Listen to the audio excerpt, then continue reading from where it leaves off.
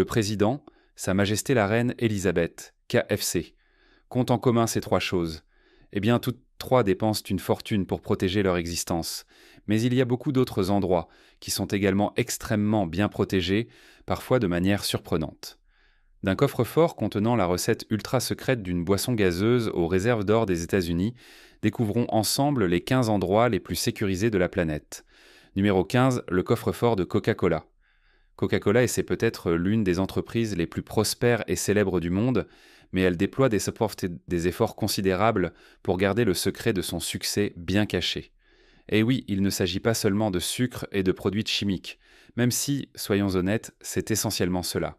Alors que des entreprises concurrentes ont essayé et échoué de reproduire la formule qui permet à un simple verre de Coca-Cola de décaper la rouille d'un métal ou d'attaquer la paroi de votre estomac. Aucune n'a réussi, et pour une bonne raison. Refusant de risquer que sa recette ne tombe entre les mains de ses rivaux, la société Coca-Cola a stocké sa formule dans un coffre-fort soigneusement dissimulé. Une idée ingénieuse, non? Enfin, jusqu'à ce que vous découvriez que ce coffre est situé dans le musée World of Coca-Cola à Atlanta. La légende veut que seules 2 personnes au monde aient accès à la recette secrète. Donc après tout, cela semble efficace. Mais imaginez si l'on pouvait essayer de deviner le code du coffre. Cela ressemblerait à une légende digne de l'épée d'Excalibur. Comme KFC, Coca-Cola a pratiquement monopolisé le marché des ingrédients secrets. Bien que KFC nous donne au moins un indice avec ses 13 herbes et épices, quoi qu'il en soit, il est clair que la recette secrète joue un rôle clé dans le succès de Coca-Cola. Avant de poursuivre, likez cette vidéo, abonnez-vous et activez la cloche de notification. Sinon Slenderman viendra vous rendre visite sous votre lit cette nuit. Numéro 14. Fort Knox. Tout le monde connaît l'expression « c'est comme Fort Knox », une manière de dire « tu es fou ». On ne peut pas entrer là-dedans et voler les rideaux du président. Achète les tiens. Bon d'accord, je me suis un peu emporté, mais vous voyez l'idée, c'est un endroit ultra sécurisé. Fort Knox abrite environ la moitié des réserves d'or des États-Unis, ce qui nécessite évidemment des mesures de sécurité draconiennes. Et elles sont bien au rendez-vous. Le site est entouré d'une clôture en acier, le bâtiment lui-même est étoffé de granit recouvert de béton et renforcé d'acier, et l'ensemble du complexe est truffé de dispositifs de sécurité dernier cri. Qu'est-ce que cela signifie exactement? Personne ne le sait vraiment, mais certaines rumeurs parlent de mines terrestres, de clôtures électrifiées et de mitrailleuses activées par des lasers. On se croirait dans un film Mission. Impossible. Autant dire que personne ne s'est jamais approché du stock d'or américain. Entre la forteresse, les systèmes de défense et la présence constante de gardes armés, mieux vaut rebrousser chemin avant même de penser à s'approcher. Numéro 13, la zone 50-1. Nous savons tous que la zone 50-1 est l'un des endroits les plus controversés et les mieux protégés au monde, peut-être même de toute l'histoire. Beaucoup prétendent en avoir vu l'intérieur, mais très peu ont des preuves pour le confirmer. Officiellement, la zone 50-1 est un terrain d'entraînement et de tests militaires. Mais ce qui en fait l'endroit le plus mystérieux du monde, c'est que personne ne sait exactement ce qui s'y passe. L'ensemble du site est équipé de capteurs de mouvement, de caméras, de détecteurs sonores et de nombreux autres dispositifs de surveillance inconnus. Et ce n'est pas tout, les employés eux-mêmes doivent de signer des accords de non-divulgation et toute personne non impliquée dans un test d'avion doit rester à l'intérieur pendant les essais. La zone 51 est l'un des rares endroits aux États-Unis où l'usage de la force létale est autorisé. Autant dire que si un fan de théorie du complot tente d'escalader la clôture, il risque de se rapprocher des extraterrestres, d'un peu trop près. Numéro 12. Les archives secrètes du Vatican. Alors que le monde continue d'exiger une transparence totale de la part de ses dirigeants, qu'ils soient d'un politique, religieux ou public, certains continuent très de résister. De leur côté, les archives secrètes du Vatican ont en quelque sorte entrouvert leur coffre, mais en réalité, pas vraiment. C'est un peu comme si le pape disait « Je vais vous révéler nos secrets », puis se contentait de vous donner la couleur préférée de chacun. Les archives secrètes du Vatican s'étendent sur une incroyable distance de 84 km de rayonnage contenant des documents datant de plusieurs décennies. On y trouve les archives apostoliques et celles des audiences de la préfecture de la salle pontificale. Bien que ces archives soient aujourd'hui généralement accessibles aux chercheurs, une section reste cependant sous clé. Et même si vous parveniez à passer les gardes suisses armés à l'extérieur, vous ne la verrez jamais. Cette section en question contient les documents privés des cardinaux depuis 1922 jusqu'à aujourd'hui, ainsi que les documents personnels de chaque pape depuis 1939 et les dossiers d'annulation de mariage approuvés par l'Église. Tout cela, évidemment, pourrait s'avérer assez controversé, ce qui explique sans doute pourquoi ces documents sont si bien protégés. De nombreux chercheurs continuent de demander leur divulgation, mais cela semble vain. Le Vatican a décidé que ces informations resteront confidentielles et sécurisées pour le moment, ce qui signifie que personne ne connaîtra jamais les véritables secrets du Vatican. Bon, voilà mon documentaire Netflix ruiné. Numéro 11. Pioneer White Mountains. Évidemment, presque tout le monde a un fournisseur d'accès à Internet, mais personne ne se demande vraiment où il travaille. Avec autant de données entrant et sortant, cela doit être sacrément sécurisé, non ? Vous n'en avez aucune idée. Non, sérieusement, vous n'avez aucune idée. Prenez un martini, secouez, pas remuez, nous entrons dans le monde de James Bond. Ce n'est pas en fait le décor d'un futur film de James Bond. Il s'agit d'un centre de données récemment ouvert, situé dans un ancien bunker nucléaire caché profondément sous la ville de Stockholm. Il a été conçu pour l'un des plus grands fournisseurs d'accès à Internet de Suède.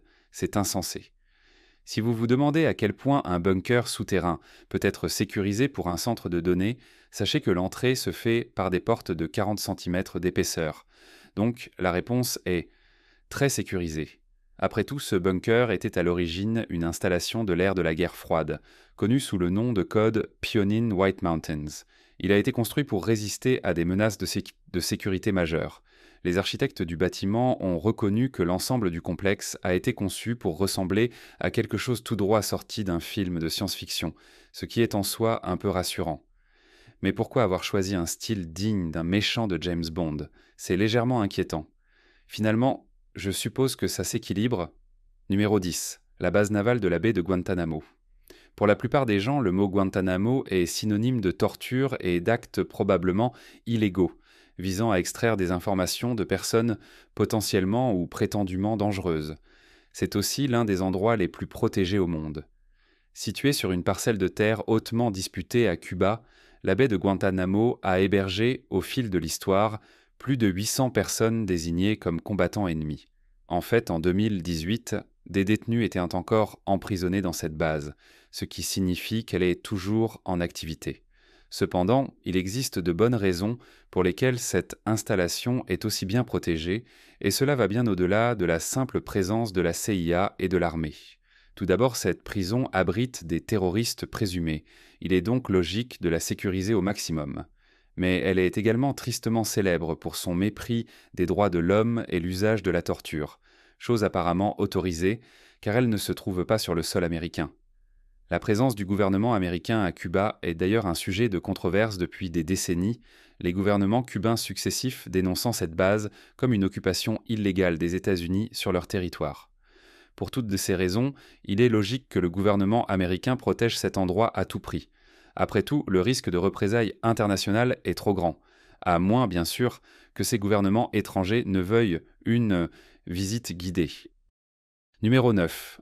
Réserve fédérale de New York, nous avons tous vu des films où des génies du braquage attaquent la réserve fédérale et repartent sans milliardaires. Mais en réalité, la réserve fédérale de New York est une cible bien plus difficile à atteindre. John McClane n'aurait probablement pas eu grand-chose à faire avant que les braqueurs n'abandonnent. Le coffre-fort d'or de la réserve fédérale de New York est le plus grand dépôt d'or monétaire au monde. À une époque, il contenait même 12 000 tonnes d'or à lui seul. Cela en fait une cible très tentante pour tout braqueur en herbe, mais la logistique pour attaquer un tel endroit est tout simplement vertigineuse. Pour atteindre l'or, il faudrait d'abord descendre au sous-sol, situé à 24 mètres sous le niveau de la rue. Ensuite, il faudrait franchir le système de sécurité, notamment un cylindre en acier de 90 tonnes qui assure une étanchéité parfaite à l'air et à l'eau, ainsi que des murs en béton armés d'acier, des caméras, des détecteurs de mouvement, la police de la réserve fédérale et les employés du contrôle des coffres. Bref, ce n'est pas aussi simple qu'on le pensait. Mais même si vous parveniez à contourner toutes ces mesures de sécurité, un autre problème se poserait. Comment s'échapper avec 6000 tonnes d'or ? Remonter 24 mètres d'eau à la surface en transportant des sacs d'or massifs, c'est un défi de taille.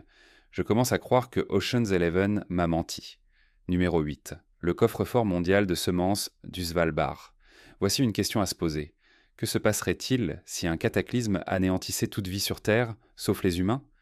Plus de plantes, plus d'animaux. Votre première réaction serait probablement: quel type de cataclysme pourrait faire cela?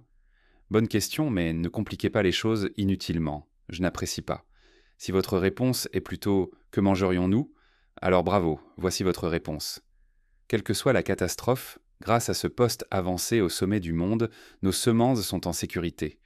Le coffre-fort mondial de semences du Svalbard est, comme son nom l'indique, un entrepôt de semences mondiales situé sur l'archipel arctique isolé du Svalbard.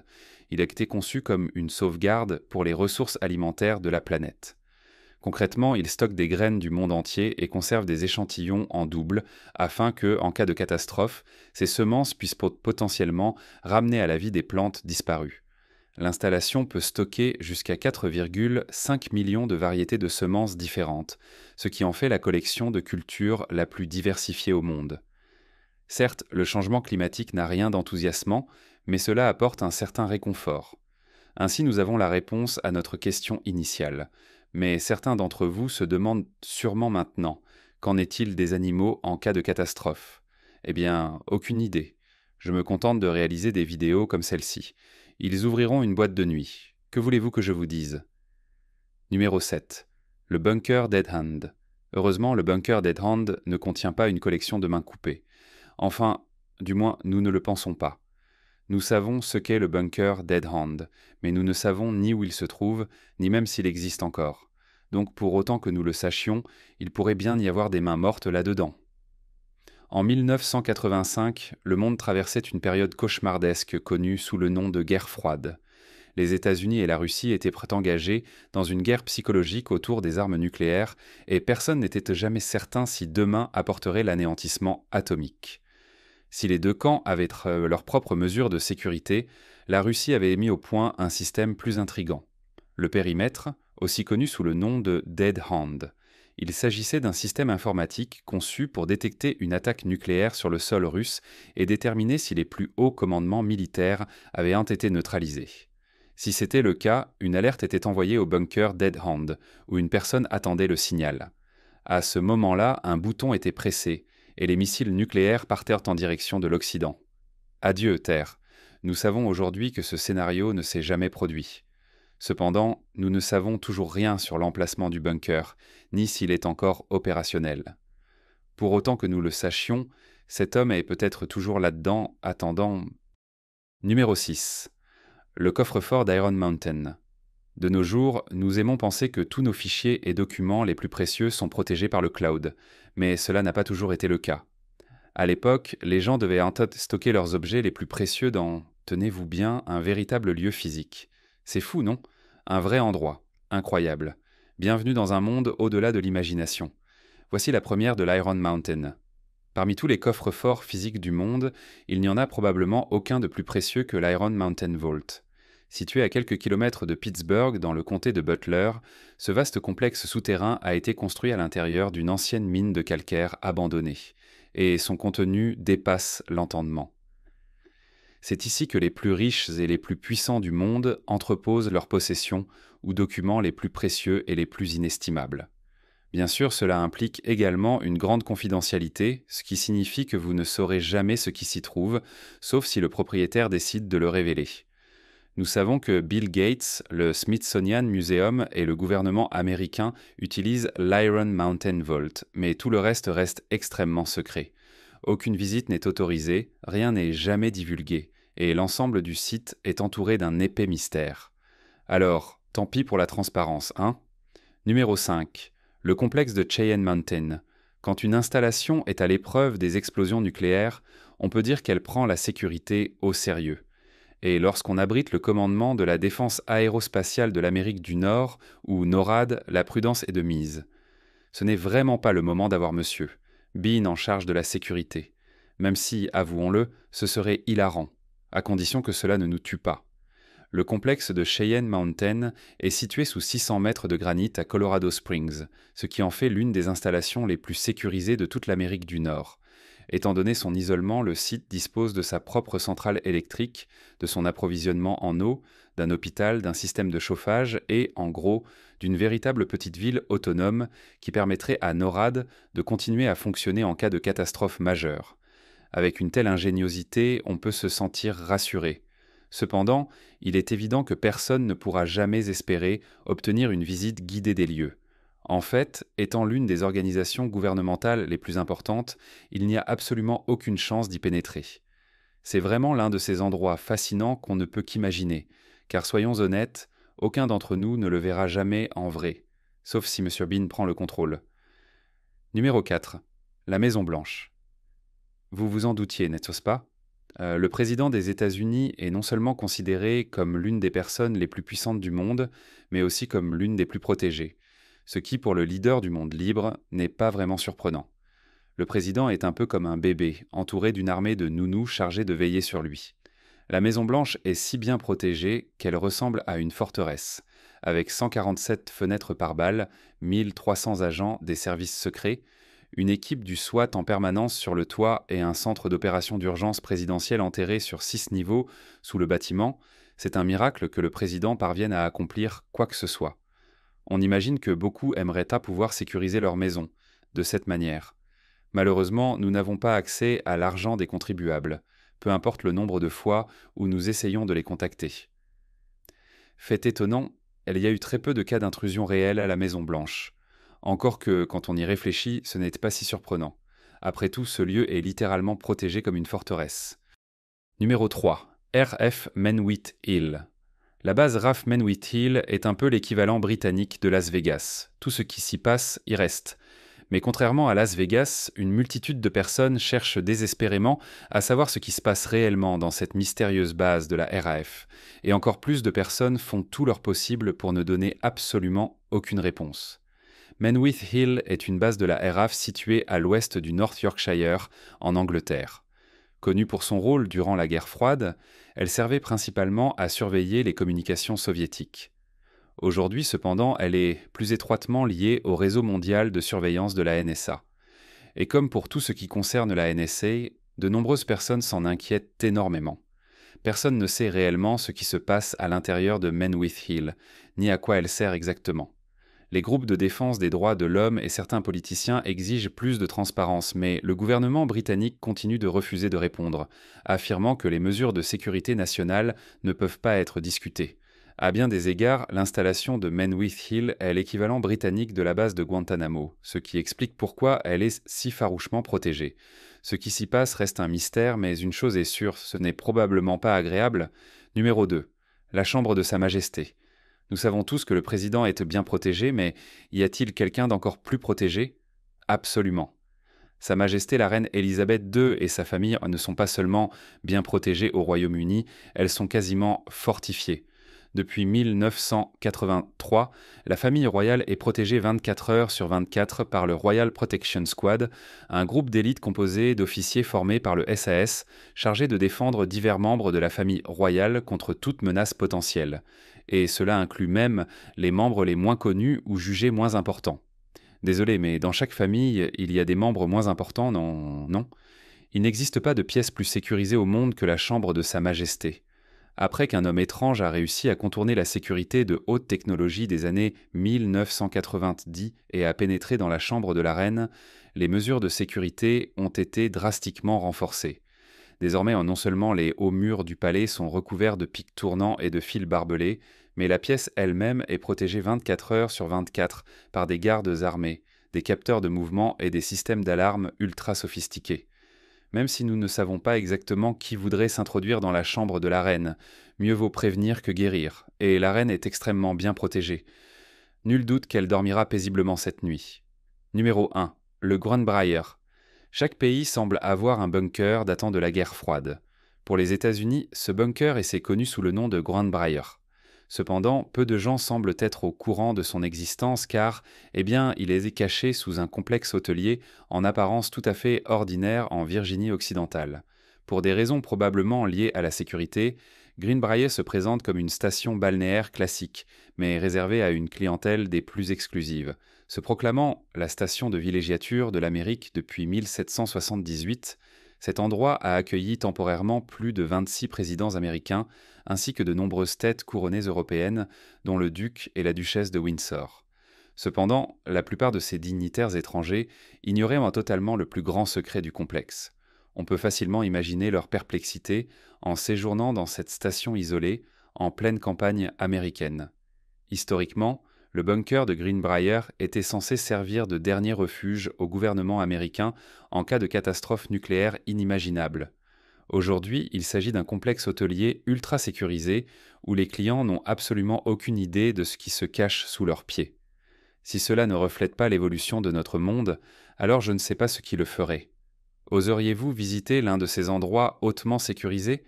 Dites-le nous dans les commentaires. Et n'oubliez pas de jeter un coup d'œil à nos autres vidéos qui apparaissent à l'écran en ce moment. À la prochaine.